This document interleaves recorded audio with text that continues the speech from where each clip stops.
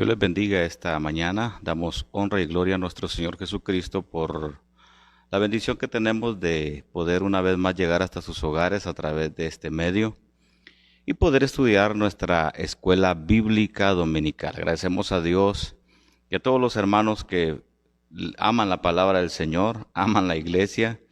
Y amar a la iglesia significa estar en sintonía de estos cultos, en sintonía de las enseñanzas del jueves y en fin. Ahí es donde usted demuestra realmente su pasión y su amor por la causa del Señor Jesucristo. Así que bienvenido esta mañana y vamos a adorar, a pedir al Señor su dirección para poder presentar la clase de hoy. Espíritu Santo, te damos muchas gracias por tu bendición en este día. Gracias por cada hermano y hermana que nos regala, Señor, también de su tiempo para poder llegar y compartir la enseñanza bíblica dominical, misma, Señor, que es de vital importancia para la vida espiritual. Te pedimos que tu Espíritu Santo nos dirija y nos guíe. No pretendemos decir palabras, Señor, personales, sino la palabra que tú nos dirijas, Señor. Guíanos, por favor, y que todos seamos edificados en la enseñanza de hoy. Amén y amén. Bien. Hermanos y hermanas, estamos estudiando una serie de enseñanzas titulada Cristo en Apocalipsis. Esta es la cuarta unidad de las enseñanzas de escuela dominical, ¿verdad? De este año 2020. Y estamos tratando de desarrollar varias enseñanzas que nos trae el libro de Apocalipsis, que son muy interesantes y esperamos usted no deje de ser parte de ello. Por eso esta mañana tenemos ahí el tema de hoy, que es muy interesante, que nos habla de las 7 iglesias del Apocalipsis. Hoy vamos a iniciar. Por supuesto que este solo es el inicio. Vienen otras enseñanzas. Hoy solo vamos a poder abarcar nada más 3, 4 iglesias del Apocalipsis. Pero esperamos pues que usted pueda disfrutar de este momento de la enseñanza de hoy. Entonces, vamos a iniciar esta mañana con el tema de hoy de la cuarta unidad, ¿verdad? De la serie de enseñanzas Cristo en Apocalipsis. Y aquí, mis hermanos, tenemos la lección 23 con el tema Los mensajes de Cristo a las iglesias, primera parte. Los mensajes de Cristo a las iglesias, primera parte. Vamos a ver nuestra verdad central, y nuestra verdad central dice: Jesucristo instruye a su iglesia. Jesucristo instruye a su iglesia.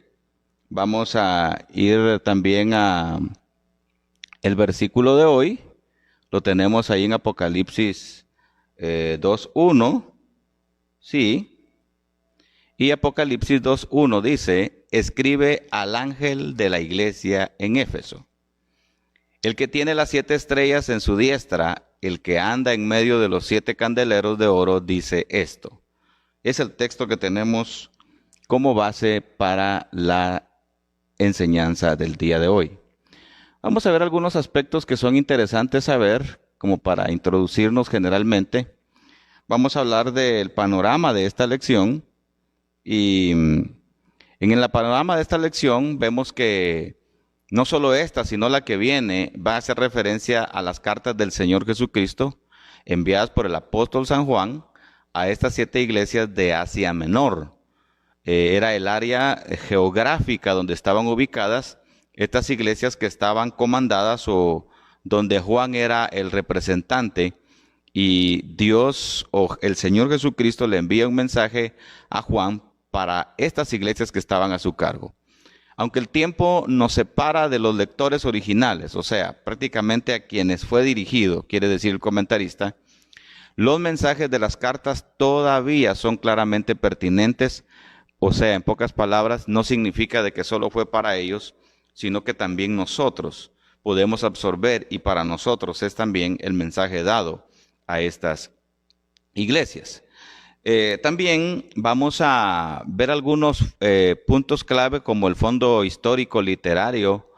Y es que, hermanos, tenemos que mencionar que las 7 iglesias estaban ubicadas en lo que hoy es Turquía Occidental. Sí, en Turquía Occidental. Estas cartas tienen similitud a las epístolas que Pablo envía a las iglesias que también estaban comandadas por él, dígase Tesalónica, Colosas, Galacia, iglesias como estas. Entonces, las epístolas de Pablo se asemejan a estas cartas que son enviadas a la iglesia o a las 7 iglesias en Asia Menor, que estaban lideradas por el apóstol Juan. Por eso es que la visión o el mensaje le es dado al apóstol Juan. Entonces, las cartas concluyen con una advertencia de lo que el Espíritu, dice ahí el comentarista, ¿verdad? Y la Biblia dice a las iglesias. En fin, podemos decir que muchos pueden pensar que al leer las cartas de las iglesias del Apocalipsis, se habló a personas muy distantes al tiempo de hoy, pero no es así, amado hermano y hermana. La Biblia fue inspirada por Dios y dice que es útil para redarguir, para corregir y para instruir en justicia. O sea, la Biblia fue creada y dejada para nuestro tiempo. Entonces, estos mensajes todavía son pertinentes y son un testimonio bíblico del poder de la inspiración que la Biblia tiene para nosotros. Así que el mensaje sigue siendo nuestro. Amén. Por eso es importante que nosotros tengamos en mente que entrar al estudio del Apocalipsis, aparte de la escatología, Dios lleva un sentido, o sea, lleva una sincronía de lo que Él en su plan divino y eterno tiene para nosotros como iglesia. ¿Es usted iglesia? Pues es bueno que estudiemos esta clase de enseñanzas para saber lo que esto representa. De por sí, cuando uno estudia Apocalipsis, obviamente va a iniciar con el mensaje a las 7 iglesias. Las 7 iglesias, muchos comentaristas dicen que representan el mensaje a la iglesia de todos los tiempos, porque en los 7 mensajes hay un aspecto distintivo a cada uno. Y vamos a ver ese aspecto distintivo en cada una de las iglesias, no todo, porque realmente para estudiar cada iglesia nos llevaría mucho tiempo solo en una. Por ejemplo, podemos pasarnos hasta 3 y 4 enseñanzas. Pero este es un estudio a largos rasgos que esperamos usted pueda atesorar de lo que representaba el mensaje dado a la iglesia en específico y lo que puede tomarse como parte de nuestro diario vivir como iglesia hoy.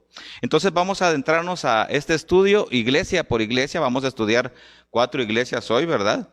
Y vamos a empezar allí con la iglesia de Éfeso. La iglesia de Éfeso es la que vamos a empezar estudiando y vamos a ver específicamente, en primer lugar, acerca del mensaje a Éfeso, que en general nos habla de volver al primer amor. Es el mensaje específico de la iglesia de Éfeso que Dios tenía para ellos. Pero adentrémonos en esto y veamos allí en primer lugar que en los versículos, en el capítulo 2 de Apocalipsis, del versículo 1 al 3, lo primero que vamos a hallar es un elogio a la iglesia de Éfeso. Ahora, vamos a ver 3 aspectos en cada iglesia. Elogios, también vamos a ver reprensiones y luego vamos a ver advertencias. Y vamos a ver, y qué bueno fuera que usted evaluara su iglesia, querido compañero pastor o hermanos. Podemos pensar que como cristianos, ¿en qué estatus estamos nosotros? Veamos allí entonces, en cuanto a el elogio a Éfeso, y veamos la escritura de la palabra del Señor que nos dice. Ahí Apocalipsis capítulo,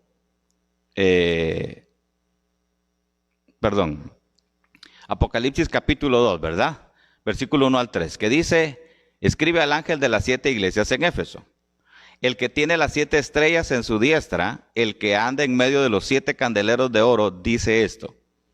Yo conozco tus obras y tu arduo trabajo y paciencia, y que no puedes soportar a los malos, y has probado a los que se dicen ser apóstoles y no lo son, y los has hallado mentirosos. Versículo 3. Y has sufrido, y has tenido paciencia, y has trabajado arduamente por amor de mi nombre, y no has desmayado. Nótese el mensaje que da el capítulo, o el Señor Jesús a Juan. Recuérdese que Juan está en la isla de Patmos ahora. Él está recibiendo esas visiones. Pero la carta, o Apocalipsis, no se escribe sino hasta cuando Juan ya es quitado del destierro que tenía en la isla de Patmos. Y cuando él se va a Éfeso, en Éfeso escribe Apocalipsis. Entonces, él ahora está tomando nota y nos deja plasmado esto aquí. El mensaje que se le fue dado a Éfeso. Y vea usted cómo inicia el capítulo dando un elogio de lo que el trabajo, de lo que esta iglesia hacía a favor de la comunidad. Y qué bueno que Dios resalta también eso. Así es el Señor. Él va a ver tu trabajo, pero también lo que no es correcto, Él también te lo va a hacer ver. Ahora, en cuanto a Éfeso, ¿qué podemos ver? Fue una ciudad prominente, floreció con el comercio y el turismo, ya que fue la sede del renombrado templo de la diosa griega Artemisa. También Jesús elogió el compromiso de los efesios por la pureza de sus obras y habían probado y desenmascarado a los falsos apóstoles. Nos menciona los versículos 12-3 según leíamos anteriormente. Pero también, años antes a este mensaje, Pablo advirtió a dichos hermanos que en especial a los ancianos, o sea, a los dirigentes. Recuérdense ustedes que las iglesias también tenían ancianos, y los ancianos son tomados como los diáconos, pues, los encargados de la iglesia. Entonces, allá en Hechos capítulo 20, versículos 17 y 18, y la primera carta a Timoteo, capítulo 1, versículos 3 y 4, vemos cómo el apóstol Pablo había advertido a los hermanos de que enfrentarían desafíos como los que vemos que se están dando ya ahora aquí. Leamos allí esta parte de la Biblia donde Hechos 20, 17 y 18 nos dice: enviando pues desde Mileto a Éfeso, hizo llamar a los ancianos de la iglesia. Cuando vinieron a él dijo, repito, los ancianos hace referencia al diaconado de la iglesia, a los que en el capítulo 6 de Hechos fueron elegidos para dirigir a la iglesia. Pues aquí ya se tomaba esta modalidad, se ponía un pastor en la iglesia y habían diáconos. Entonces dice, cuando vinieron a él dijo, vosotros sabéis cómo me he comportado entre vosotros todo el tiempo, desde el primer día que entré en Asia. Pero si vamos al verso 28 dice, por tanto, mirad por vosotros y por todo el rebaño en que el Espíritu Santo os ha puesto por obispos, para apacentar la iglesia del Señor, la cual él ganó por su propia sangre. Ahora, al mencionar obispos, también él está mencionando a lo que en Apocalipsis se simboliza con las estrellas que tenía en su mano. Las estrellas representan a los pastores y los candeleros que están alrededor del Señor. En la visión que está viendo Juan, representa a las iglesias. Y aquí obispos hace referencia también a los pastores. Entonces, ya Pablo estaba dando esta clase de advertencias de lo que iba a venir y lo que la iglesia iba a pasar. Entonces, también a Timoteo, Pablo le escribe esta carta, y en la primera carta que escribe, el capítulo 1, versículo 3 dice, ¿cómo te rogué que te quedases en Éfeso cuando fui a Macedonia, para que mandases a algunos que no enseñen diferente doctrina, ni presenten atención a fábulas y genealogías interminables que acarrean disputas, ¿sí? Más bien que edificación de Dios, pues ¿qué es por fe? Así te encargo ahora. ¿Qué estaba diciéndole Pablo entonces a los hermanos? Ya la iglesia, Timoteo también era el pastor, un hijo en la fe de Pablo, pero fue puesto también como pastor en Éfeso. ¿Qué contraste? Porque tenemos un paralelo entre ahora el pastor de Éfeso, que es Timoteo, y Pablo le está enviando esta carta diciendo que tenga cuidado con aquellos que están enseñando una doctrina diferente. Y ahora vemos aquí el elogio del Señor Jesús en la carta que le envía a la iglesia de Éfeso. No sabemos que haya sido directamente a Timoteo, sino puede ser de que otro el pastor entonces, ¿verdad? La cosa es que en la carta que vemos, dice allí que él reconoce sus obras y las tribulaciones que estaba pasando la iglesia de Éfeso. Pero veamos aquí que había un contraste. Aparte del elogio a las buenas obras, hay algo que sucede a partir del capítulo 4 del versículo 4 al versículo 6 del capítulo 2. Y es que después de elogios, el Señor pasa a una reprensión a la iglesia de Éfeso. ¿Por qué entró a una reprensión y primero hubo elogios? ¿Qué es lo que estaba pasando? Bueno, veamos aquí lo que la Escritura nos dice, y es que dice allí el versículo 4 al 6. Pero tengo contra ti que has dejado tu primer amor. Recuerda, por tanto, de dónde has caído, y arrepiéntete y haz las primeras obras. Pues si no, vendré pronto a ti y quitaré tu candelero de su lugar, si no te hubieres arrepentido. Versículo 6. Pero tienes esto, que aborreces, las obras de los nicolaitas, las cuales yo también aborrezco. Muy bien. Ahora, analicemos esos dos versículos, del 4 al 6. Primero, los efesios mantenían sus doctrinas y prácticas en orden, y eso pues era de admirar, y eso es lo que le elogiaba el Señor. Pero ya no tenían comunión unos con otros, como en algún tiempo ellos disfrutaron. O sea, en una iglesia de nada sirve alguien que quiera guardar respeto a aquello, guardar la doctrina que nos da el parámetro de hacer las cosas como son, pero lo que menos hay es amor en la iglesia hacia los demás. ¿Cómo reflejas tú el amor hacia los demás? Bueno, por ejemplo, un liderazgo en la iglesia. Les voy a poner el ejemplo de nuestra iglesia, las Asambleas de Dios, para aquellos que nos escuchan de otras denominaciones. Una de las labores, por ejemplo, el cuerpo oficial de la iglesia de las Asambleas de Dios está compuesto por los diáconos y el hermano pastor. O sea, los hermanos diáconos y el hermano pastor son los que lideran, que son el cuerpo oficial de la iglesia. Pero una de las labores importantes que se pide ahí es que ellos sean promotores de abrir nuevas obras, o sea, de abrir campos blancos. Luego dice ir a visitar a los hermanos de la iglesia, orar por los enfermos. También dice que hay que ir a buscar a los que han caído. O sea, cuando un cuerpo oficial ya se acomodó y aunque alguien cae de la gracia, no se va a buscar, se lo merecía, ¿para qué anda en eso? Desde ese momento están cayendo en el estatus en el que cayó Éfeso.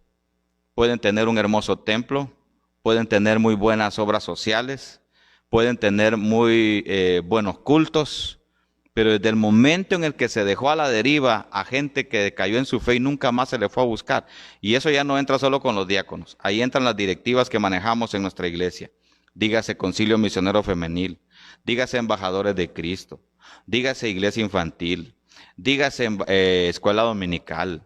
O sea, todas las organizaciones, el deber de un líder, de los líderes, es ir a ver a la hermana, por ejemplo, el concilio que ya tiene dos miércoles que no aparece. Los hermanos fraternos, ir a ver al hermano que ya tiene 2 martes que no viene. En escuela dominical, ir a ver a los alumnos que ya tienen 2 domingos que no vienen. Pero cuando ya eso se ha perdido, te ha faltado el primer amor. Porque si algo enmarcó la vida del Señor Jesucristo fue la compasión por las almas perdidas, no solo por los enfermos. Pero ¿qué es lo que pasa en las iglesias hoy? Hacen sus grupitos sociales. Tienen tiempo para estar haciendo ahí actividades ahí sociales, pero no tiempo para ir a ver a un enfermo. No tienen tiempo para ir a orar por alguien que lo necesita. Cuando está pasando eso en alguna iglesia, se está acabando el primer amor y estás cayendo en el estatus que cayó Éfeso. Tenía buenas obras, tenía un buen templo, pongámosle. ¿De qué sirve tener un hermoso templo como este? Pero carezco de buenas obras, carezco de amor por los demás. A veces nos llevamos de prejuicio contra la gente y recuérdese que en la iglesia todos tenemos un carácter diferente. Yo, por ser el pastor, no soy perfecto. Mi carácter es diferente al de usted. Pero, ¿qué es lo que dice, por ejemplo, Pablo a los Efesios en el capítulo 5, versículo 22? Que nos sometamos unos a otros en el temor del Señor. O sea, que aprendamos a amarnos unos a otros. Y ahí voy a agregar el paralelo de Primera de Juan, capítulo 4, versículo 7, que dice: amaos, amémonos unos a otros, porque el amor es de Dios y todo aquel que ama es nacido de Dios. El que no ama no conoce a Dios, porque Dios es amor. Ah, no, pero como le contaron algo de tal fulano, entonces usted también lo odia. No, usted no sabe. A veces nos dejamos llevar por las cosas que nos cuentan del prójimo, del hermano, máximo es hermano de la iglesia. No, quizás todos tengamos errores y tengamos debilidades, pero tenemos que aprender a comprendernos y a tener sabiduría de cómo tratarnos unos a otros, en especial en la iglesia. Y aquí, ¿qué mensaje el que está dándole el Señor a la iglesia? Pero tengo contra ti que has perdido tu primer amor. Ahora, siendo con el curso de la lección, quiero que miremos aquí que Jesús les ofrece una manera para que enmendaran esa conducta. Los llamó a recobrar su celo anterior y regresar a su primer amor, con 3 palabras clave. Recuerda desde dónde has caído, dice. Arrepiéntate, ¿verdad? Y luego dice, y quitaré de ti. Eso dice el versículo 5. Ahora, es interesante cómo esta iglesia pues abundaba en buenas obras, pero lamentablemente cayó en ese problema y en esa debilidad. Pero en medio de esas debilidades, también Dios le da una promesa. El versículo 7 del capítulo 2 habla de esa promesa que le es dada a la iglesia de los Efesios, ¿verdad? Y dice el versículo 7, el que tiene oído oiga lo que el Espíritu dice a la iglesia. Al que venciere, le daré a comer del árbol de la vida, el cual está en medio del paraíso. ¿Qué es lo que aquí? ¿Cuál era el mensaje en sí que quería ofrecer el Señor? Bueno, si los efesios volvían a su afecto original como cristianos, o sea, el amor mutuo entre hermanos, la promesa es que disfrutarían del árbol de la vida.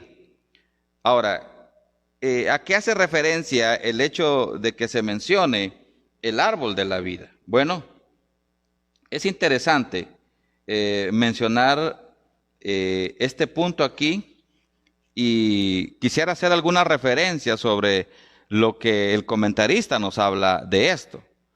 Si bien vemos aquí, Jesús concluyó cada carta con una promesa a los vencedores. Estas promesas están conectadas a los desafíos que enfrentaba, sí, cada comunidad. Así como el Señor quería que los efesios volvieran a su afecto original, Él prometió que si lo hacían, les daría del fruto del árbol de la vida. Entonces, cierta paráfrasis yo lo quise parafrasear aquí y entonces puse de esta manera. De la misma manera, todo cristiano debe tener amor por nuestro Dios y por su prójimo y ser fiel hasta el final. O sea, si desea tener el privilegio de tener la vida eterna, o sea, el árbol de la vida, podemos pensar entonces que hace semejanza respecto a la vida eterna. Entonces, ¿qué es el consejo? Que nosotros como iglesia volvamos a nuestro primer amor si lo hemos perdido y que seamos la iglesia que el Señor espera que seamos para obtener entonces la vida eterna que se nos es prometida a todos los que luchemos hasta el final. Entonces, viendo ese aspecto de la iglesia de Éfeso, quien lee la carta a la iglesia de los Efesios nota la reprensión aquí. No es suficiente seguir reglas y mantener doctrinas. También debemos cultivar nuestro amor por el Señor. Si no, no tendría ningún objetivo el decir que somos iglesia. Ahora vamos a ir a la siguiente iglesia, y esta es la iglesia de Esmirna. Y el mensaje en general a la iglesia de Esmirna es a permanecer fieles. A permanecer fieles. Aquí hay también 3 aspectos que vamos a ver, y vamos a ver en primer lugar el elogio y encargo a la iglesia de Esmirna. ¿Cómo empieza ahí el capítulo 2, versículo 8 al 10 respecto a esto? Vamos a iniciar primero con una breve historia de Esmirna. Bueno, los griegos construyeron esta iglesia allá alrededor del año 1000 construyeron esta ciudad, alrededor del año 1000 antes de Cristo. Allá en el año 600 antes de Cristo, los lidios la destruyeron, y allá en el siglo III antes de Cristo, Lisímaco la reconstruyó. Ahora, son algunos breves datos que son importantes saber sobre Esmirna. Otro detalle es lo que aquí también se menciona en la Biblia, que es Apocalipsis 2, 8 al 10, que dice: y escribe al ángel de la iglesia en Esmirna. El primero y el postrero, el que estuvo muerto y vivió, dice esto: yo conozco tus obras y tu tribulación y tu pobreza, pero tú eres rico. Y la blasfemia de los que se dicen ser judíos y no lo son, sino sinagoga de Satanás. Luego dice el verso 10: no temas en nada lo que vas a padecer. He aquí el diablo echará a algunos de vosotros en la cárcel para que seáis probados, y tendréis tribulación por 10 días. Sé fiel hasta la muerte, y yo te daré la corona de la vida. Bien, entonces, analicemos algunos detalles. Esmirna fue una ciudad costera muy importante, muy prominente. Se construye en una colina con templos y otros edificios importantes llamados Corona de Esmirna. Ahí tenemos más o menos una fotografía de cómo es Esmirna en la actualidad, y está en una colina a la orilla del mar, ¿sí? Entonces, se le llamó Corona de Esmirna a todos estos edificios prominentes y templos que construyeron allí. La ciudad fue destruida y también vimos ahí anteriormente reconstruida 300 años después, donde también el emperador Tiberio erige un templo en culto a su nombre. Esmirna y Filadelfia son las únicas de las 7 iglesias, y qué importante es ese detalle, porque son las únicas de las 7 iglesias que el Señor nos reprendió. En ambos casos se reconoce, número 1, su pobreza y tribulación, versículo 9. Número 2, el aliento de Jesús vino con una advertencia. Y luego vemos que los cristianos esmirneos enfrentarían una época de persecución. Y esa época de persecución, sí, aunque los instigadores serían personas humanas, Jesús dejó claro que quien controlaría eso sería el mismo Satanás. Estamos viviendo una época similar hoy. Tal vez la persecución no es literal, porque no nos están persiguiendo por causa del evangelio, sino es una persecución indirecta. Obviamente se está cumpliendo el tiempo de Dios, Cristo viene pronto.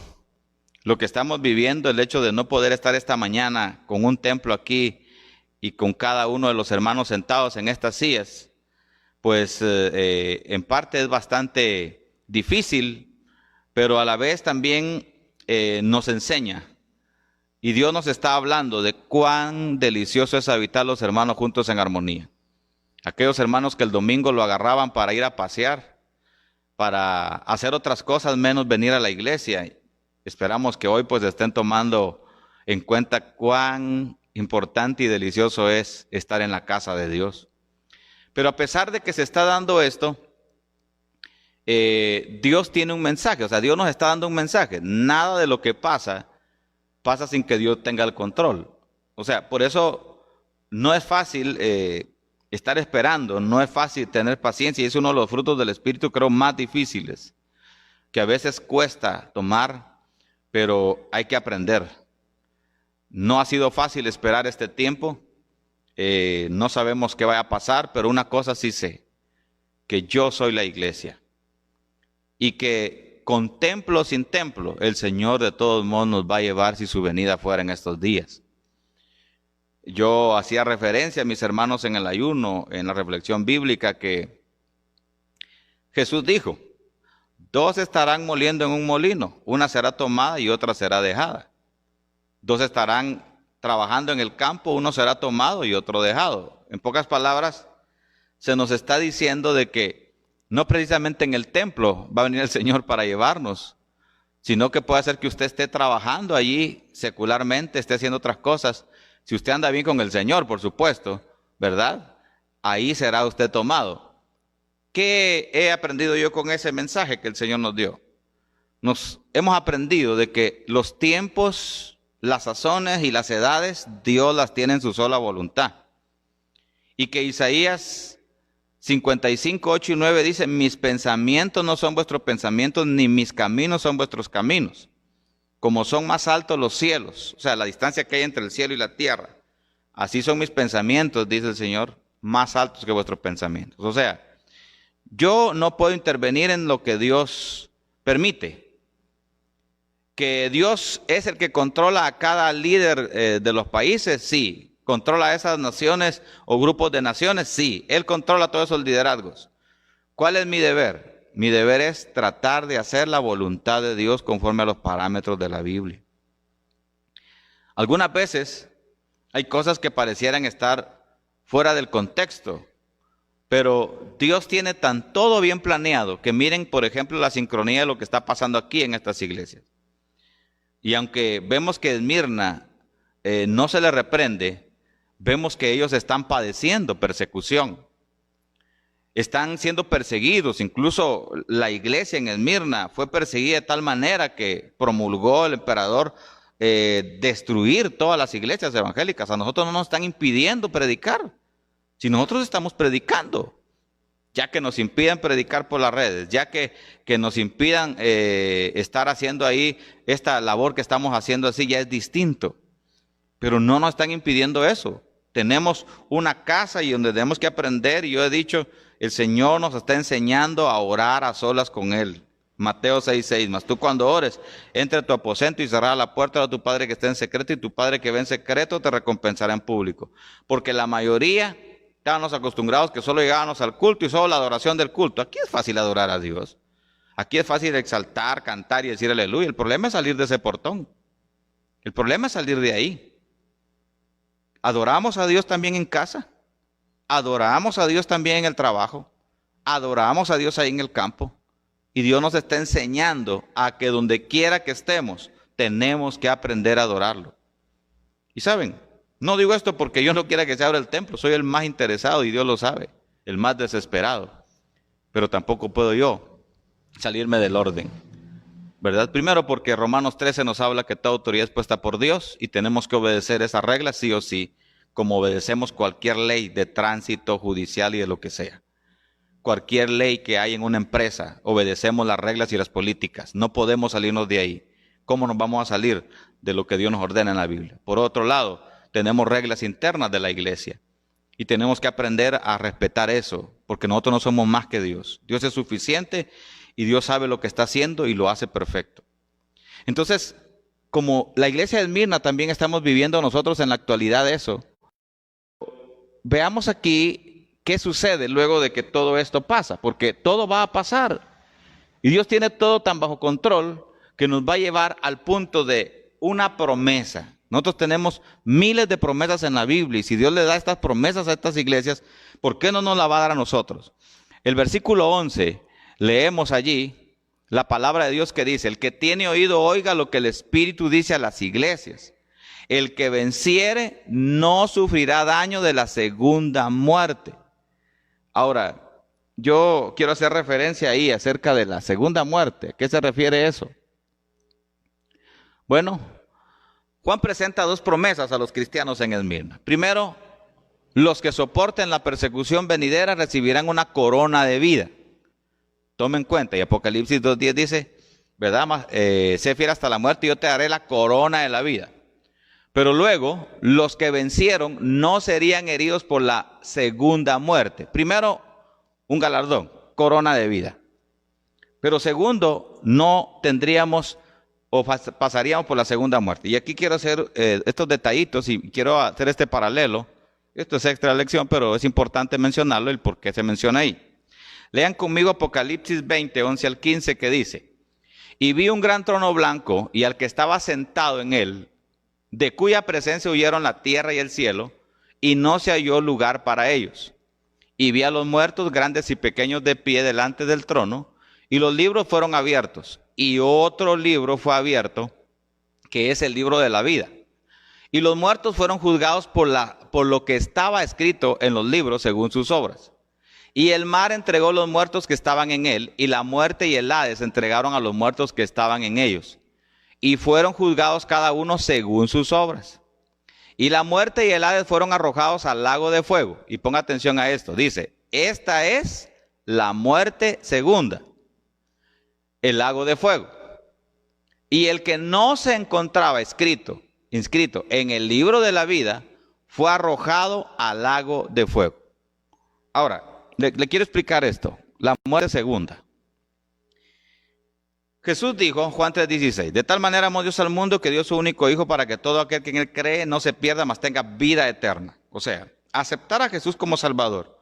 ¿Qué es aceptar a Jesús como Salvador? Romanos 10, 9 y 10, dice el apóstol San Pablo, que si confesares con tu boca que Jesús es el Señor y que Dios le levantó de los muertos, entonces serás salvo. Porque con el corazón se cree para justicia, pero con la boca se proclama para salvación. Eso es decirle al Señor, que Señor, yo sé que he pecado, perdóname, escribe mi nombre en el libro de la vida, haz de mí la persona que quieres que sea, toma el control de todo lo que soy y te acepto en mi corazón como mi Señor y Salvador. Pedro también dice lo mismo y Hechos lo describe, el escrito de Lucas, Hechos 3:19, Pedro dijo, el apóstol San Pedro, así que arrepentíos y convertíos para que sean perdonados vuestros pecados y vengan de la presencia del Señor tiempos de refrigerio. Jesús también, cuando fue a la muerte de Lázaro, le dice a Marta, San Juan 11:25, yo soy la resurrección y la vida, y el que cree en mí, aunque esté muerto, vivirá. ¿A qué se refería? A que Jesús es cierto que murió en el Calvario, pero la Biblia dice que al tercer día resucitó y se le apareció como a 500 hermanos resucitados. Luego Hechos 1 del 9 en adelante habla que él ahí en el Monte de los Olivos ascendió al cielo y ahora se le da un nombre que es sobre todo nombre para que delante de él se doble toda rodilla de lo que está arriba en el cielo y abajo en la tierra. Entonces, para los que creen en el Señor, tienen asegurada la vida eterna y sus nombres son escritos en el libro de la vida. Pero para los que no creen es el problema. Este juicio, Apocalipsis 20, 11 al 15, se llama el juicio final en algunas Biblias. En nuestra Biblia Reina Valera dice el juicio ante el gran trono blanco. Es lo mismo. Pero resulta de que dice Salmo 139, versículo 16, que desde que éramos un embrión en el vientre de nuestra madrecita, dice, en tus libros están escritas todas aquellas cosas que luego fueron pronto formadas. O sea, cada uno de nosotros como seres humanos creados a imagen de Dios, tenemos un libro, un archivo personal que Dios lleva en gloria. Ese es el libro de nuestras acciones.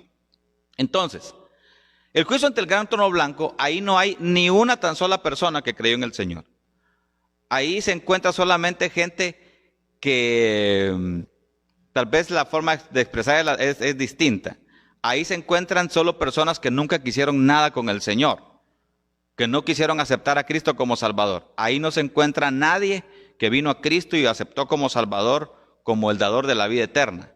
Aquellos que no quisieron nada con Cristo, ¿qué es el proceso? Bueno, cuando mueren, su alma primeramente, la primera muerte es morir físicamente, su alma va a un lugar que es como un preventivo. A ese se le llama Hades, que es el vocablo griego, o Seol en hebreo, que traducido es lugar de los muertos, o lugar de tormento, o el infierno, pues, para hacerlo más claro.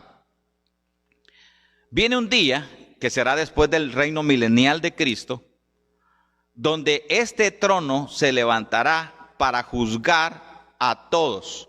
Y por eso dice ahí, vi a los muertos, grandes y pequeños. Y repito, en el versículo 12, grandes y pequeños, de pie delante del trono. Y los libros fueron abiertos. ¿Qué libros? El libro de las obras de cada uno. Y por eso San Mateo también dice que de toda palabra ociosa que los hombres hablen en esta tierra, de cada una de ellas darán cuentas. Luego dice también, y otro libro fue abierto, que es el libro de la vida, y los muertos fueron juzgados, escuche bien, por lo que estaba escrito en los libros, según sus obras. En pocas palabras, ahí no es de que vaya a venir alguien contra mí si yo no acepté al Señor y estoy en ese juicio, que alguien venga y vaya a declarar contra mí. No, mis propias acciones, mis propias obras, van a hacer que yo caiga en ese juicio. Pero luego sigue diciendo el versículo 13, y el mar entregó los muertos que estaban en él, y la muerte y el Hades entregaron los muertos que estaban en ellos, y fueron juzgados cada uno según sus obras. Pero luego dice el 14, y la muerte y el Hades fueron arrojados al lago de fuego. Ya no existirá muerte, porque serán lanzados al lago de fuego, que esa es la muerte eterna por los siglos de los siglos. Ahí será lanzado Satanás, el falso profeta, el anticristo. Pero luego dice, esta es la muerte segunda, porque primero moriste físicamente, luego morirás eternamente. El infierno solo es un lugar de tormento, que por supuesto Dios no quiere que vayas ahí. Por eso le ha venido a dar vida y vida en abundancia. Mientras Satanás ha venido a hurtar, matar y destruir, Él ha venido para darte vida. Él ha venido para que tú tengas vida. Entonces, por eso podemos pensar que cuando vemos aquí a el escritor, a San Juan, hablando, o el Señor Jesús diciéndoles de que no iban a padecer la muerte segunda, es porque iban a ser personas que iban a ser íntegras y iban a estar haciendo la voluntad de Dios y ganarse la vida eterna y no padecer la muerte segunda. Bueno, es un detalle extra que era necesario hablar porque se menciona la palabra muerte segunda o la segunda muerte. Entonces podemos pensar que Jesús contrastó la realidad física y temporal de los esmirneos, o sea, la iglesia de Esmirna, con su realidad espiritual eterna. Y que Dios le hable a usted, mi hermano, sobre la realidad de su situación desde la perspectiva del cielo, y que sea Él el que pueda instruirnos mejor todavía a lo que nosotros estamos tratando de dar aquí. Vamos a ir entonces ahora a la tercera iglesia que se menciona ahí en el Apocalipsis, y la tercera iglesia es la iglesia de Pérgamo. El mensaje general a la iglesia de Pérgamo es a que se aferren a la verdad, que se aferren a la verdad. Primero iniciamos con el elogio que los versículos 12 y 13, siempre el capítulo 2, mencionan sobre la iglesia de Pérgamo. Veamos allí estos detalles respecto a lo que es la iglesia de Pérgamo. Bueno, en la iglesia de Pérgamo había un gran altar a Zeus, construido para conmemorar una notable victoria.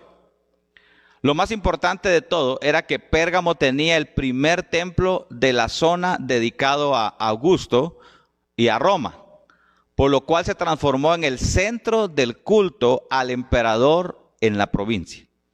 Póngale atención a eso que usted ve ahí, porque eso es como un altar, donde vamos a mencionar algo bastante interesante más adelante. Pero también es importante este detalle. El más famoso era el de Esculapio, el dios de la sanidad. Sí, estrechamente asociado con la serpiente que dio a Pérgamo una reputación similar a la de Lourdes hoy. O sea, ustedes han visto que el símbolo del centro de salud o del Ministerio de Salud es una cruz y la serpiente, como la serpiente de bronce, ¿verdad? De por ahí viene todo esto. Entonces, en Pérgamo, aparte de que Pérgamo, pudiéramos pensar que tiene que ver con una especie de pergaminos, se dice que en Pérgamo estaba una de las bibliotecas más famosas de ese entonces, con 200,000 volúmenes, que después de la biblioteca de Alejandría, era la biblioteca más prominente, la de Pérgamo. Entonces, interesante historia que uno debe saber sobre la iglesia de Pérgamo, qué pasaba ahí. Ahora, miremos por qué ellos necesitaban aferrarse a la verdad. Dice ahí la palabra de Dios en estos versículos, que es Apocalipsis 2, 12 al 14, y escribe al ángel de la iglesia en Pérgamo: el que tiene la espada aguda de 2 filos dice esto. Pongan atención a estos versículos. Yo conozco tus obras y dónde moras, donde está el trono de Satanás. Pero retienes mi nombre y no has negado mi fe, ni aun en los días en que Antipas, mi testigo fiel, fue muerto entre vosotros. Sí. Donde mora Satanás. Ahora, allí, en los versículos 12 y 13, veamos algunos puntos importantes que es necesario saber. Primero, que Jesús reconoció el ambiente desafiante que enfrentaban los cristianos de Pérgamo, al referirse a la ciudad como la morada del trono de Satanás. Ahí a la izquierda, usted tiene que hoy es un museo. Eso era un altar que erigieron en Pérgamo, y a esto es lo que más se menciona como el trono de Satanás. Es un templo en honor al Imperio Romano de ese entonces. Recuérdese que los mismos emperadores exigían adoración como dioses a ellos. Entonces, en medio de ese punto idolátrico y pagano, la iglesia se mantenía. Pero veamos la reprensión y qué pasó con los hermanos a partir del versículo 14 al 16. ¿Qué fue lo que pasó y por qué hubo necesidad de que la carta llevara también una reprensión? Dice allí el versículo 14 al 16, pero tengo unas pocas cosas contra ti, que tienes ahí a los que retienen la doctrina de Balaam, que enseñaba a Balac a poner tropiezo ante los hijos de Israel, a comer cosas sacrificadas a los ídolos y a cometer fornicación. Aquí voy a parar. Balaam era un profeta de Dios, pero se dejó llevar por el dinero, por lo que le ofrecían. Y Balac era otro rey que quería destruir a Israel y sabía que él con su fuerza no podía, porque el Dios de los israelitas era más poderoso. Entonces él quiso atacarlo a nivel espiritual. Entonces va con Balaam y le dice que le iba a dar todos los tesoros necesarios a fin de que él maldijera al pueblo de Israel. Pero aquí entra la promesa de Dios para el pueblo escogido. Bendeciré a los que te bendijeren y maldeciré a los que te maldijeren. Cuando Balaam venía y maldecía al pueblo, o más bien dicho, él no podía hacerlo. Entonces se preocupó Balac. ¿Por qué no podía? Porque obviamente Israel era el pueblo de la promesa. Y había una promesa para ellos. Entonces no podía hacerlo. Pero aquí empezó a darse un montón de cosas ya fuera del orden. Y Balaam cayó en ese grave error. Pero no estamos hablando en sí de Balaam, sino que estamos hablando de los detalles que esta iglesia encerraba. Pero seguimos con lo que dice el versículo 15. Y también tienes a los que retienen la doctrina de los nicolaitas, la que yo aborrezco.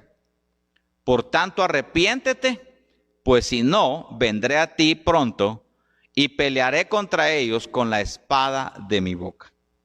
Ahora, por favor, sígame aquí y miremos algunos detallitos. Jesús reprende a los cristianos de Pérgamo porque seguían la falsa doctrina de los nicolaitas. En cuanto a esto, los nicolaitas, hermanos, han surgido un montón de hipótesis. Algunos piensan que los nicolaitas eran una especie eran como que los líderes de cierta iglesia, que eran superiores a los miembros normales, o a miembros regulares, dice la historia, y que se creían la gran cosa. Pero el problema está que vino esto a traer en un liberalismo. Y entonces se formó una secta liberal donde se mezclaba paganismo con supuestamente cristianismo. Otra hipótesis dice que los nicolaitas eran una secta del diácono, que en el capítulo 6, versículo 6 capítulo 6, versículo 6 de Hechos se menciona, porque Nicolás fue uno de los diáconos elegidos, como con Esteban, cuando hubo necesidad de hacer eso. Y dice Irineo, un gran teólogo, que Nicolás fue mal interpretado, porque se supone, o sea, lo que hace Irineo es defender a Nicolás, diciendo de que lo que estaba pasando con esta secta pagana, porque era pagana, mezclaban la idolatría con, por ejemplo, cosas sexuales impuras, y decían que eso no era problema, como algunas sectas que andan diciendo hoy, salvo siempre salvo. O sea, tú aceptas a Cristo y una vez aceptas, tú ya eres limpio, y aunque te vayas a chupar otra vez o te vayas allá a hacer cosas, a fornicar, a adulterar, tú ya eres salvo. Eso no es cierto. La Biblia no habla de eso. La Biblia dice de ser fiel hasta la muerte, y solo entonces tendremos la corona de la vida. La Biblia habla que alma que pecare, esa morirá. ¿Y cómo crees tú que alguien va a poder decir que entra al reino de los cielos? Si al cielo cosa inmunda no puede entrar, sin santidad nadie verá al Señor, dice la Biblia. Entonces, cuando uno viene a Cristo, por eso dice 2 Corintios 5:17, de modo que si alguno está en Cristo, nueva criatura es. Las cosas viejas pasan y todas vienen a ser hechas nuevas. Se fue la mentalidad de mundo, la mentalidad de pecado, y venimos a caminar con Cristo. No estamos diciendo que somos perfectos. Claro que ofendemos y somos imperfectos, pero tratamos de ganarnos el cielo cada día. Y si el justo con dificultad se salva, aquellos que estamos siempre en la iglesia, liderando, predicando, ¿qué será el impío? Por esa razón entonces, aquí vemos a una secta, a Nicolás, no sabemos en qué, dice esta hipótesis, en qué tiempo se desvió, dicen algunos comentarios, y entonces empezó a crear controversia dentro de la iglesia y a formar una ideología diferente a la doctrina correcta que era. Por esa razón entonces se está reprendiendo aquí a estos hermanos y se les está diciendo ahí en el versículo 15 de que tienen contra ellos que retienen la doctrina de los nicolaitas. Ahora, esto es importante que sea también analizado, porque cuando se menciona ese punto, se compara, por ejemplo, las enseñanzas de Balaam, y allá en Números 25, 1 al 5 y 31, 16, donde se menciona eso, que Balaam, motivado por la codicia, llevó a los israelitas a comprometer su santidad. Parece que los nicolaitas también habían llevado a la iglesia de Pérgamo a la idolatría y la inmoralidad sexual al tiempo que se identificaban como seguidores de Cristo. Jesús les hizo una advertencia escalofriante. Si no detenían esto y regresaban a la santidad, Él pelearía contra ellos con la espada de doble filo revelada en la visión de Juan. Tremendo. Y ahí más o menos ven el dibujo ustedes, ¿verdad? De lo que pudiera haber estado pasando ahí. Los comentaristas entonces han notado que el pronombre aquí cambia de ustedes a ellos. Jesús no contaba a esos falsos maestros como verdaderos miembros de la iglesia. Por consiguiente, los juzgaría. Y cuando se menciona espada en la Biblia, hace referencia al juicio divino. Entonces, no hay que permitir que esto venga. Todo pecado tiene consecuencias. Por eso debemos vivir una vida en santidad para la gloria de nuestro Dios. Entonces, en estos detalles, si no detenían esto y regresaban a la santidad, Él pelearía contra ellos con la espada de doble filo revelada en la visión que se le daba al apóstol Juan. Ahora, veamos también que en medio de este punto hay una promesa para esta iglesia. Vean la bendición de Dios, porque a pesar de que somos humanos, cometemos errores, hemos ofendido tanto a Dios, Dios en su amor y misericordia quiere que tú vuelvas a Él, que tú seas como Él. Él te abraza como el Padre amó al Hijo pródigo, aun cuando había fallado. Dios también te ama a ti si regresas al camino correcto y dejas el pecado. Así vean ahora la promesa entonces que estaba para esta iglesia en Pérgamo. ¿Cuál era la promesa que Dios estaba dándole a esta iglesia? Bueno, vemos ahí lo que el verso 17 dice. El que tiene oído oiga lo que el Espíritu dice a las iglesias. Al vencedor le daré del maná escondido, ponga atención a eso, maná escondido, y le daré una piedrecita blanca. ¿Eso qué representa? Hay algunos aspectos que vamos a notar y quiero que los analicemos despacio. Primero, del maná ustedes saben que es obviamente un pan milagroso que los israelitas recibieron para su sustento en el desierto, y por maná escondido puede hacer referencia al mismo Señor Jesucristo como el pan del cielo. Debemos tener en cuenta de que Jesús dijo, yo soy el pan de vida, ¿verdad? Y de que el que de mí come no tendrá hambre. Entonces, cuando se menciona maná, pues entendemos que se refiere a un pan milagroso, pero cuando hablamos del maná escondido, es el misterio de Cristo, cosas que en gloria, cuando estemos cara a cara con Él, vamos a aprender y Jesús es el pan de vida. Y podemos hacer una paráfrasis de que se refiere a Cristo Jesús, este pan del cielo que menciona ahí también San Juan capítulo 6, versículo 32 al 58. Pero ¿a qué hace referencia a la piedrecita blanca? Dice ahí que al vencedor le daré una piedrecita blanca. Y en la piedrecita blanca un nombre nuevo. Eso está también en el 2:17. Ahora, miremos aquí. Fíjense que hay algunas referencias respecto a por qué se utilizaban piedras blancas o negras. Por lo menos hay dos referencias. La primera es que los jurados del antiguo tiempo daban una piedra negra a los acusados. O sea, había un juicio y el que salía culpable le daban una piedra negra. Eso representaba de que él era culpable y tenía que afrontar una condena. Y una piedra blanca significaba que aquel que había sido juzgado estaba absuelto de algún cargo. Pero también la piedrecita blanca era utilizada y se llevaba como, por así decirle, hoy cuando hay conciertos, ¿verdad? ¿Qué se hace? Hoy está de moda eso de pagar entradas, de pagar porque viene tal cantante y se paga tanto y le dan a usted un ticket y ese ticket es lo único que usted va a permitirle entrar a ese concierto, si no, no entra. Pues haga de cuenta que en aquel tiempo para entrar a una fiesta, a cualquier actividad, la piedra blanca era como una manera de entrar, pues era una admisión a una celebración pública. Entonces, miren, me gustó esto y quise ponerlo de esta manera. Podemos pensar que los dos significados son intencionados por parte de nuestro Señor Jesucristo. Por un lado, los fieles a Cristo son juzgados y hallados sin culpa. O sea, aquellos que han sido fieles hasta el final se les dará la corona de la vida, se les dará una piedrecita blanca que significa tienen entrada a la cena del Señor. Bienaventurados, dice, los que son llamados a la cena, a las bodas del Cordero. Apocalipsis capítulo 19, versículos 9 y 10. ¿Verdad? Imagínese, usted podrá ser parte de las bodas del Cordero si hoy fuera el arrebatamiento y de repente, imagínese, nos van a dar una piedrecita como que el punto de invitación, ¿verdad? Para entrar.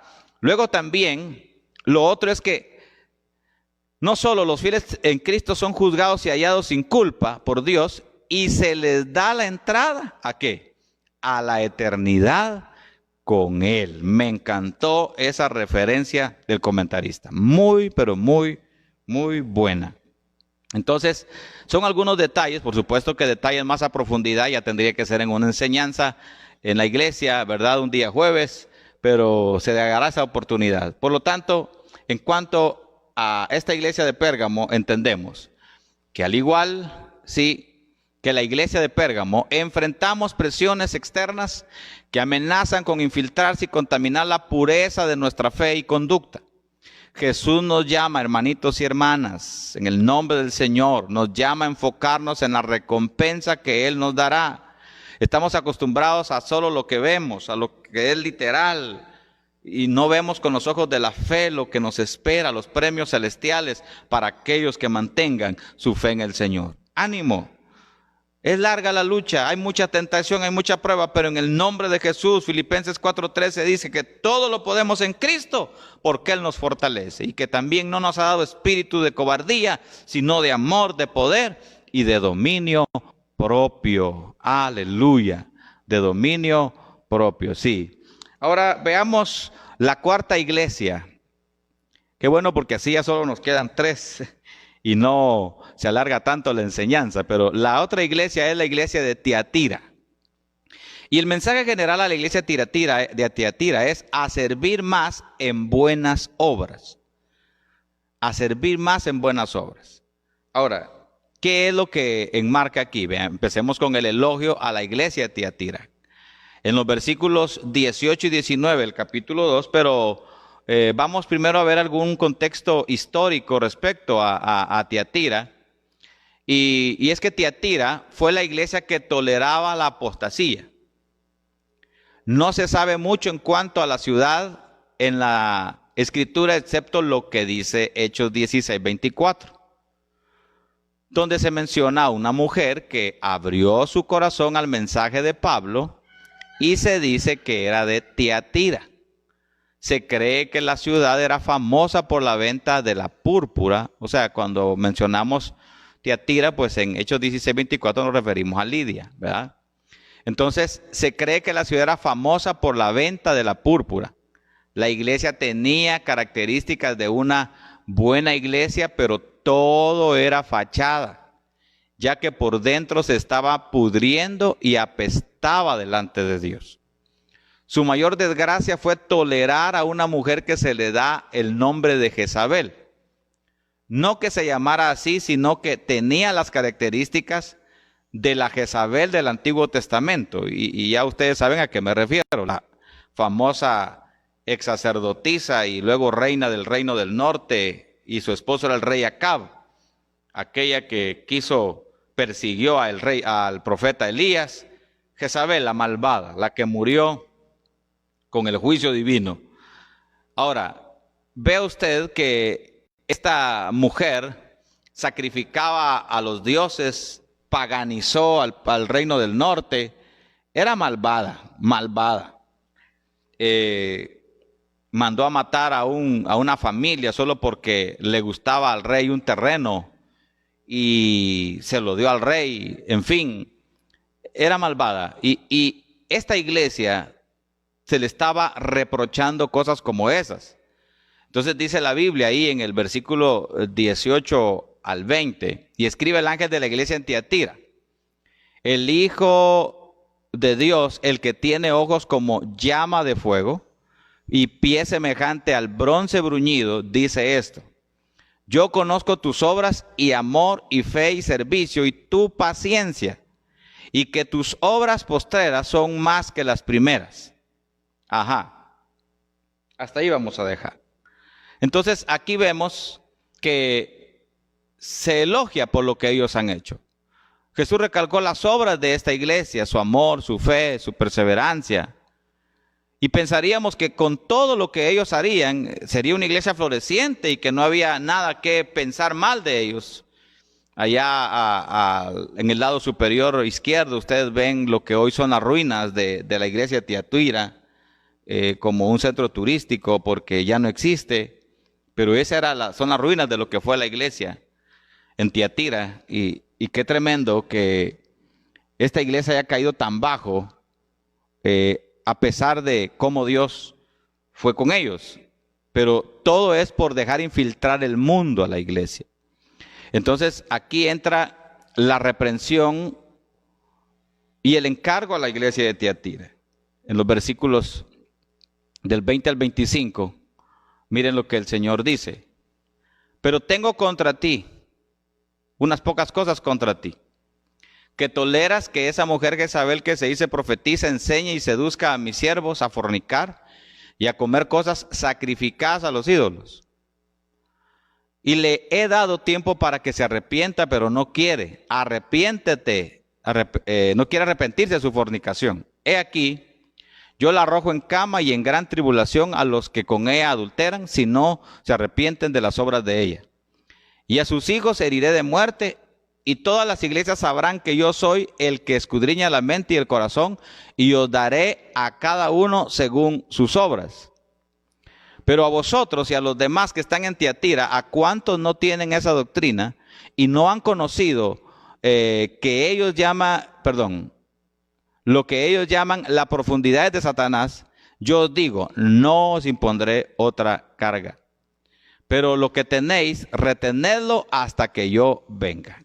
Analicemos un poquito esos versículos y los detalles que él nos presenta. Primero, los cristianos en Tiatira se habían descuidado y cayeron en falsas enseñanzas, lo cual condujo a una vida libertina. Y es que miren, hermanos, es que ese es el problema cuando nosotros como iglesia permitimos que haya libertinaje, hombre. O sea, a veces se nos mira a aquellos que tratamos de guardar la palabra del Señor e indicarles que pues tenemos que tener no solo una buena conducta en el testimonio, sino que el reflejo de la luz que debemos ser se muestra en espíritu, alma y cuerpo. O sea, En nuestro cuerpo físico debe mostrarse que Cristo vive. Cómo nos vestimos, ¿verdad? No de una manera deshonesta, sino de una manera honesta que agrade a Dios y que no haga pensar a los demás, que no haga caer en pecado a los demás. De eso se trata esto, no se trata de nada más. Se trata de honrar a Dios con nuestro espíritu, alma y cuerpo. Pero no solo eso, porque alguien puede también tener un vestido largo o andar en tacuche, pero también tener una lengua de chismoso o chismosa que hay Dios, ¿quién lo aguanta o quién la aguanta? Ese es el otro extremo. En fin, hay muchas clases de cosas. Pero lo que estamos hablando aquí es de no permitir, y cuando Dios habla de que la Biblia habla de la cultura, dijimos que el mundo tiene que saber que somos iglesia y no apegarnos a la cultura del mundo nosotros. ¿Qué estaba pasando con la iglesia en Tiatira? Ellos se inculturizaron al paganismo del mundo. ¿Qué hicieron? Empezaron a caer en actividades libertinas, en referencia a que ella caería en cama y que sus hijos serían heridos de muerte. En cualquier caso, Jesús pondrá fin a esto y a todas las iglesias sabrán que los ojos de fuego de Jesús lo ven todo y juzgan toda injusticia. O sea, si alguien conoce cómo está la iglesia, es el dueño de la iglesia. Debemos tener bien en claro, el dueño de la iglesia no es el pastor, no son los diáconos, no es el hermano fulano tal. El dueño de la iglesia es Dios. El que guarda la iglesia es Dios. Pero también Él conoce cuando la iglesia anda mal. Y por eso hace lo que tiene que hacer en su momento y en su tiempo, porque Él anhela una iglesia sin mancha y sin arruga. No que caiga en la pecaminosidad como la que estaba cayendo esta iglesia de Tiatira. Pero luego en los versos 24 y 25 hace referencia que a pesar de que sufrirán al ser rechazados por sus vecinos y tentados por sus amigos, podrían encontrar esperanza en el mensaje del regreso de Cristo. En pocas palabras, si se arrepentían, si ellos cambiaban esa pecaminosidad y volvían al camino correcto, entonces ellos serían levantados también en el arrebatamiento de la iglesia cuando el Señor venga. ¿Qué promesa hay para esta iglesia? Porque mire, a pesar de todas estas cosas y vejámenes que hacían estos en la iglesia, hay una promesa, versículos 26 al 29 de Apocalipsis, hay una promesa para esta iglesia. Y vemos allí estos versículos, dice el 26, al que venciere y guardare mis obras hasta el fin, yo le daré autoridad sobre las naciones. ¡Qué bendición! Y las regirá con vara de hierro y será quebrada como vaso de alfarero, como yo también la he recibido de mi Padre. Y le daré la estrella de la mañana. El que tiene oído oiga lo que el Espíritu dice a la iglesia. ¿Qué es lo que entonces está diciéndonos estos versículos? Muy bonito. El verso 27 cita el Salmo 2, 8 y 9, mismo que es una profecía del ascenso del Mesías sobre los gobernantes de la tierra, que Él regirá con vara de hierro, sí. Y muy pronto Él vendrá con poder y gran gloria, dice también el profeta Daniel y los profetas y la escatología, ¿verdad? Al final de la gran tribulación Él vendrá con poder y gran gloria, sí. Y Él regirá a todas, porque el reino milenial de Cristo, Él será el gobernante supremo. El Señor les prometió la estrella de la mañana y a la vez promete que los cristianos de todas las épocas, si son fieles, brillarán como el reflejo de su gloria. El reflejo de su gloria. Ahora, algunos detalles que aquí se nota en esto es que finalmente el Señor también les promete la estrella de la mañana. Jesús le dio a conocer cómo la estrella resplandece de la mañana. Aquí en el 2:28 prometió que los cristianos brillarán con el reflejo de su gloria. Y podemos entender entonces que cuando seamos transformados, sí, con cuerpos angelicales y lleguemos ante la presencia del Señor, no con estos cuerpos. Aquí puede uno ponerse bonito y estar subiendo al Facebook que perfil aquí, perfil allá. No. El lugar donde vamos a estar más hermoso de todo va a ser en la patria celestial, cara a cara con el Señor, reflejando la gloria de Dios y Dios anhela que tú y yo estemos ahí. Lo único que tenemos que hacer es mantenernos firmes y constantes, sí, trabajando en la obra del Señor siempre, sabiendo que el trabajo en la obra del Señor no es en vano, que tú y yo hemos nacido con un propósito, y el propósito es que honremos el glorioso nombre de nuestro buen Dios y Salvador Jesucristo. La iglesia de Tiatira estaba creciendo de muchas maneras, pero también sucumbieron al pecado terribles. Seguimos enfrentando esas corrientes engañosas hoy. Por eso debemos ser cuidadosos y asegurarnos de no sacrificar nuestra devoción a Cristo, nuestra santidad. Solo porque alguien me dijo esto, que porque tengo la presión del amigo, de la amiga. Déjese de eso. Aquí el único que merece honra y gloria en nuestra vida es Jehová de los ejércitos, el que murió por usted, el que murió por mí. Entonces, todos estos ejemplos que hemos visto de estas 4 iglesias, la iglesia de Éfeso, la iglesia de Esmirna, la iglesia de Pérgamo, la iglesia de Tiatira, son ejemplos de cómo en estos tiempos incluso algunas iglesias viven un paganismo terrible. Algunas iglesias permiten falsas enseñanzas. Y muchas iglesias están trabajando arduamente, pero han perdido su primer amor, el amor entre ellos. La comunión se ha perdido en la iglesia. Debe volver al primer amor. Pero bueno, que Dios nos ayude y que al igual que la iglesia de Esmirna, nos mantengamos firmes, ¿verdad? Haciendo más obras todavía y creciendo en el Señor. Que Dios nos bendiga.